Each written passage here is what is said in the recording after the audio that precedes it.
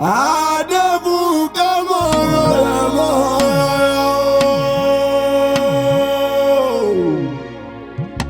ọmọ Babalola ni mò ń ké sí gbẹ́jẹ̀gbẹ́jọ temitope àmọ́yóyó arẹwà lóbìnrin àbẹ̀yìn funfun bí ẹ̀gbọ́gbó olórí ire onínúure ọlọ́kàn ire akíkanjú obìnrin bí ọkùnrin àwọn àrídùnnú rẹ̀ lónìí wá bá wọn kì í gbẹ́jẹ̀gbẹ́jọ.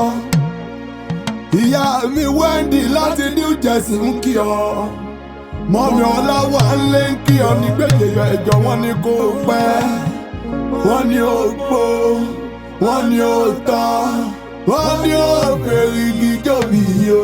Adefunke ọmọ Babalola ni òun ké sí.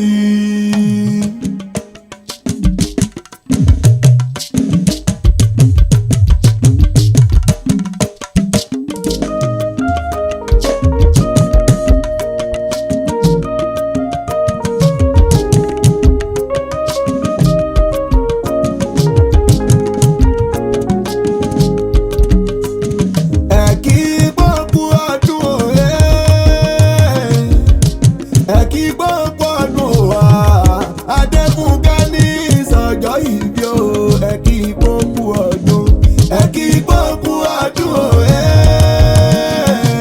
ẹ kí gbogbo ọdún o. Adefunke ní ìsọjọ́ ìbí o, ẹ kí gbogbo ọdún. Mo ní lónìí ni mo mọ̀ ìbà lọ́wọ́ àwọn bàbá tó bí ọlọ́mọ. Adefunke temitope ni mò ń ké sí lọ́wọ́ gbẹ́jẹ̀gbẹ́jọ ọmọ Babalola mọ̀ wọlé mọ̀ wọ̀ra olórí ire. Adefunke Olódùmarè ò ní jẹ́ kó kánjú kú, Olódùmarè ò ní jẹ́ kó sì ṣe nínú ayé. Àrídùnnú rẹ̀ àwọn olólùfẹ́ rẹ̀ lónìí wá bá wọn kì í dáadáa. Wọ́n ní wá bá wọn kárẹwà obìnrin onínúure afúnimọ́wọ́ bẹ̀ oníwà tútù bí àdàbà.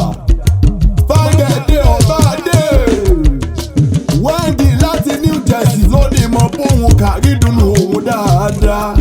Mọ́mi Olawanle wọ́n ní mọ báwọn kọ́ mọ àwọn, wọ́n ní báwọn kèfí ayé wọn, wọ́n ní kó wá gbogbo tán kó gbó bí àwọn àgbà kan.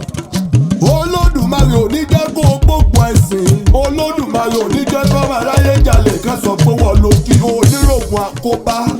Adefunke onírògùn àdábá ó mọ̀mọ́ nírògùn ẹgbẹ́ ìdìgbà ẹ bá wa dáwọ́kùn lórí social media. Àwọn Olódùmarè ò ní jẹ́ ká gbọ́rọ̀ kú sí ọ temitope ọmọ Babalola.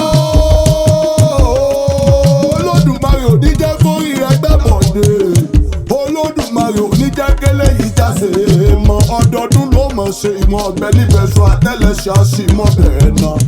Ìlọ́wọ́dílé àwọn bàbá tó bí ọlọ́mọ Èkìtì kété ọmọ oníyànà èdè ọ̀yẹ́dùn márùn ogun ọmọ ọlọ́yẹ̀ mọ̀ oyin òkèlè yìí bọ́ bá gùn wọ̀lú ayé pé ìbá tètè jì ìbọn bàbá wẹ̀lú gbòòrò ọmọ àsọyẹ ká tó sòrù òkè wẹ́wẹ́wẹ́ tí ń dẹ́rù bọ̀kọ̀ nínú ilé àwọn bàbá tó bí ọlọ́mọ gẹ́gẹ́gẹ́gẹ́. Èkìtì kété ọmọ oníyàn funfun ọmọ agúnyán pupa jẹba lejò pupa ojú ti yán ojú tẹ àlejò. Èkìtì kò ní báwọn fẹ́ràn kan bí iyán, mo ní bí yán bá máa pété bí ó jẹ́ kúrọ́ lọ. Ẹ̀yìn sọ ẹ jẹ́ ká lọ fẹ́ dìdì jẹ́nu ilé bàbá tó bí wọn lọ ọmọ. Ẹbẹ́ mi gbọ́mọ Èkìtì ọmọ owó mẹ́kùn o ọmọ akíkanjú obìnrin akíkanjú ọkùnrin. Èkìtì kété ọmọ ọlọ́yẹ̀ mọ̀ oyin ni wọ́n mọ̀ kí gbẹ́jẹ̀gbẹ́jọ. Adefunke temitope ọmọ Babalola eléyìí òkùnkù níjà ṣe èèmọ̀ ọdọọdún ló mọ̀ ṣe lọ́lọ́ Olódùmarè ọba tó dá ọ sáyé. Bàbá wọn bí ọgbẹ́ta ní kéwì lọ́wọ́lọ́wọ́ Àlàdé lórúkọ tèmi ń jẹ́ Megabytegangan Akewi tó ṣe pẹ́pẹ́ ọmọ wọn ló pò mọ̀ sọ ọmọ ajílẹ̀ tètè dògúnlé bàbá tó mi lọ́mọ ajá kíkì ìnàkí ajímọ́tàbà òògùn ìhóní gòdì sọ aṣíwájú ìyálàyà lórúkọ tèmi ń jẹ́.